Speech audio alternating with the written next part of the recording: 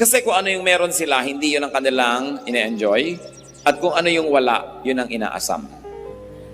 Hindi na magtutugma kahit kailan yung supply at demand at lagi na lang siyang laging parang kulang.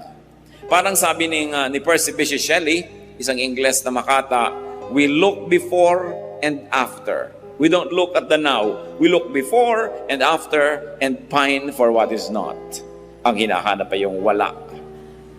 Ang gusto ay yung hindi pwedeng mangyari. Kaya lagi na lang kulang at kulang. Mga kapatid, anong ibig sabihin? To enjoy what you have and not to covet what you do not have. It can mean misery. It can mean happiness kung naintindihan natin ang ibig sabihin nun. Lahat ng tao, meron po tayong pag-aari. Meron tayong atin. Meron tayong sariling bahay. Kung hindi man nire-rent mong bahay, o kaya nakikitira ka, di arkinin mo sa iyong puso na ito yung bahay ko. Pero kung ang laging isipin mo yung bahay ng iba, hindi ka nasasaya.